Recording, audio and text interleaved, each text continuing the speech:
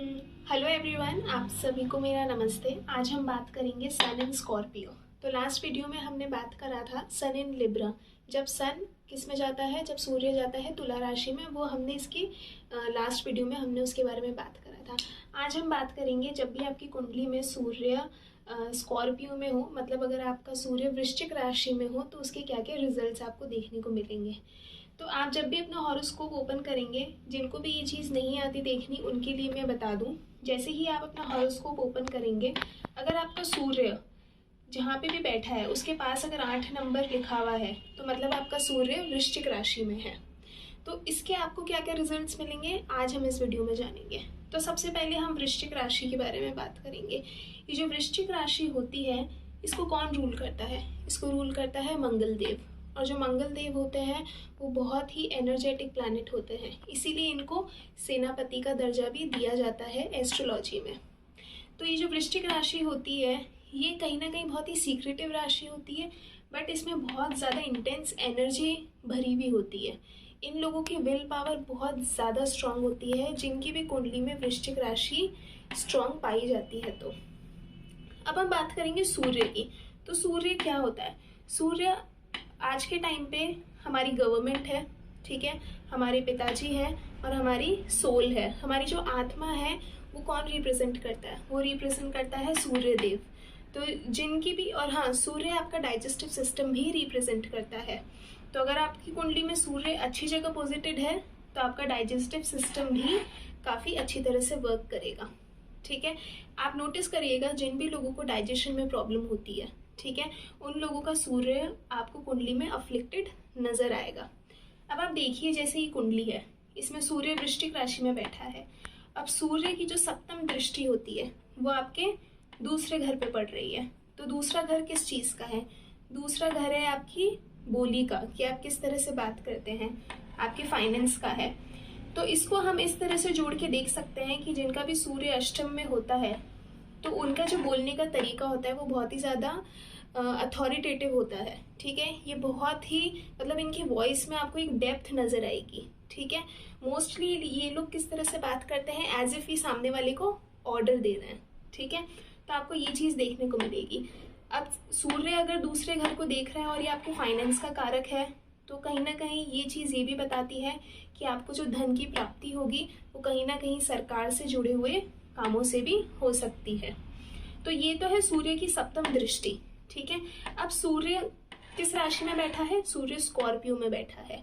और ये जो स्कॉर्पियो मतलब वृश्चिक राशि, और ये जो वृश्चिक राशि होती है ये कुंडली के अष्टम भाव को दिखाती है, ठीक है।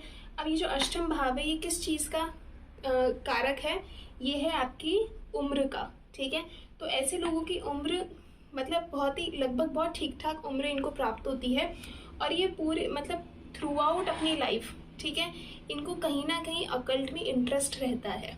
क्योंकि जैसा कि मैंने बोला सूर्य आपकी आत्मा है, तो आपकी आत्मा का डायरेक्ट संबंध हो चुका है आपकी अकल्ट से। अकल्ट मतलब तंत्र विद्या या फिर ज्योतिष, ठीक है। तो जिनका भी सूर्य स्कॉर्पियो में होता है वो भले ही अभी अपनी लाइफ में मतलब इन चीज़ों में इंटरेस्टेड ना हो, एस्ट्रोलॉजी या फिर अकल्ट में, लेकिन लेटर इन लाइफ आपको धीरे धीरे इन चीज़ों में इंटरेस्ट आने लग जाएगा। क्योंकि आपकी आत्मा का सोल पर्पस ही अब यही है कि आपको हिडन ट्रुथ को बाहर निकालना है, मतलब ऐसी चीज़ें जिसके बारे में सब लोगों को जानकारी नहीं होती, ठीक है। अब हम बात करेंगे कि सूर्य वृश्चिक राशि में बैठ के हम क्या क्या मेजर प्रेडिक्शंस दे सकते हैं, जो कि 100% कई चार्ट्स पे लागू होता है। पहली चीज़ ये है कि ये लोग काफ़ी प्राइवेट होते हैं।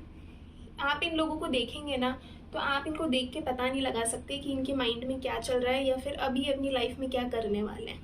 और इसी से ही जुड़ा हुआ दूसरा पॉइंट है, ठीक है। ये भले ही आपसे बात करें लेकिन इनका क्या होगा कि ये लोग आपको जल्दी से बताएंगे नहीं कि अब हम आगे क्या करने वाले हैं या हम किसके कांटेक्ट में हैं या फिर हमारे माइंड में क्या चल रहा है। इनफैक्ट कभी कभी ये लोग ये चीज़ भी नहीं बता पाते हैं कि ये लोग किस तरह का, मतलब ये किस इमोशंस को फील कर रहे हैं, ठीक है। तो ये काफ़ी प्राइवेट होते हैं और काफ़ी सीक्रेटिव होते हैं। अब तीसरा पॉइंट मैं ऑलरेडी कवर कर चुकी हूँ कि इन लोगों को अकल्ट में बहुत ज़्यादा इंटरेस्ट देखने को मिलता है। अब ये जो चौथा पॉइंट है ये है आर्मी और पुलिस से रिलेटेड, ठीक है। अब ये जो पॉइंट है ये मैंने क्यों लिखा, क्योंकि सूर्य क्या है, सूर्य और मंगल दोनों ही अग्नि तत्व प्लैनेट है, ठीक है। तो जब दो अग्नि तत्व प्लैनेट की जब एनर्जी आपस में मिलती है तो ये इंसान में बहुत ही फियरलेस एटीट्यूड बना देते हैं, ठीक है। मतलब ऐसे लोगों को किसी भी चीज से डर नहीं लगता। तो इसीलिए ऐसे लोगों का जो इंटरेस्ट होता है ना वो आर्मी या पुलिस का, मतलब पुलिस में जाने से होता है, ठीक है। इनको डर नहीं लगता कि कल को हमारी डेथ हो सकती है या क्या हो सकता है, क्योंकि ये लोग बहुत ही ज्यादा फियरलेस लोग होते हैं। क्योंकि एक तो सूर्य का जो जुड़ाव है, ये जो सूर्य का जो कांटेक्ट है वो एक तो आपके 8th हाउस से हो गया है और ऊपर से ये मंगल के साथ भी जुड़ गया है, क्योंकि वृश्चिक राशि किसकी है, मंगल की है। तो इसीलिए इन लोगों को शौक होता है कि हम हमारे देश के लिए कुछ करें, ठीक है। तो इसीलिए ये लोग आपको पुलिस और आर्मी में मिलेंगे, और कहीं ना कहीं ये लोग आपको स्पोर्ट्स में भी मिल सकते हैं, क्योंकि जब इतनी हाई इंटेंसिटी एनर्जीज आपस में मिलती हैं तो इंसान को फिर कहीं तो खर्च करना पड़ता है। तो इसीलिए ये लोग आपको स्पोर्ट्स में भी अच्छा करते हुए मिलेंगे। अब 8th हाउस क्या है, 8th हाउस है ऐसा मनी जो आप कमाते नहीं हो। बंद करना वीडियो। तो अब हम इस पॉइंट के बारे में बात करते हैं कि ऐसे लोग आपको इंश्योरेंस कंपनी में भी काम करते हुए मिलेंगे, और ऐसे लोगों को उनके फादर की तरफ से बहुत अच्छा मतलब ये इनहेरिटेंस मनी भी प्राप्त होता है, ठीक है। तो ये 2 पॉइंट भी काफी इम्पोर्टेंट है। अब एक पॉइंट है जो मैं मिस कर गई कि सूर्य आपके पिताजी हैं, ठीक है। तो आप आपकी कुंडली का एनालिसिस करके आप ये पता लगा सकते हैं कि आपके फादर की क्या पोजीशन है। तो जिनका भी सूर्य वृश्चिक राशि में होता है उनके फादर भी आपको कहीं ना कहीं आर्मी या पुलिस से रिलेटेड काम में देखने को मिलेंगे, या फिर इन लोगों का घर ऐसे एरिया में होता है जहाँ पे आसपास या तो कोई पुलिस स्टेशन होगा या फिर कोई आर्मी से रिलेटेड कोई एरिया आपको देखने को मिलेगा। या फिर ऐसा हो सकता है कि इनके जो पड़ोसी हैं वो मतलब उनकी फैमिली में कोई आर्मी में जॉब करता हुआ होगा। तो ये था सन इन स्कॉर्पियो, काफी अच्छी पोजीशन है।